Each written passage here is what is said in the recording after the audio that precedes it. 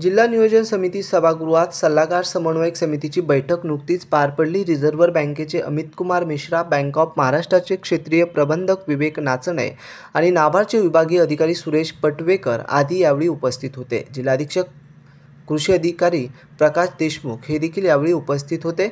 Bank of महाराष्ट्राच्या वतीनं सैनिक कल्याण निधीसाठी 11,000 रुपयाचा धनादेश यावेळी देण्यात आला। तसेच महिला बचत गटातून यशस्वी उद्योजिका कलिंदी जाधव यांनाही सन्मानित करण्यात आलं। बैठकीत सर्व क्षेत्रनिहाय बँकांमार्फत होत असलेल्या अर्थसहाय्याचा आढावा घेण्यात आला। पीक कर्ज योजना, मुख्यमंत्री रोजगार निर्मिती कार्यक्रम, जीवन उन्नती अभियान, कृषी अर्थसहाय्य, पशुपालन, दुग्ध व्यवसाय अर्थसहाय्य अशा विविध योजनांचा या बैठकीत आढावा घेण्यात आला आहे।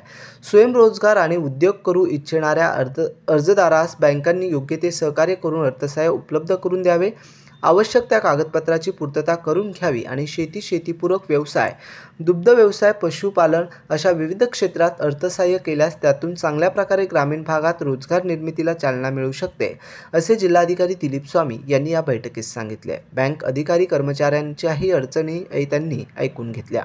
जिल्ह्यातील बँक अधिकारी कर्मचारी यांचे विविध योजनांसंबंधात एक शिबिर घेण्यात यावं, त्यांना प्रशिक्षण देण्यात यावं असे यावेळी सांगण्यात आलं आहे। Bureau report, AN news, Chhatrapati Sambhajinagar.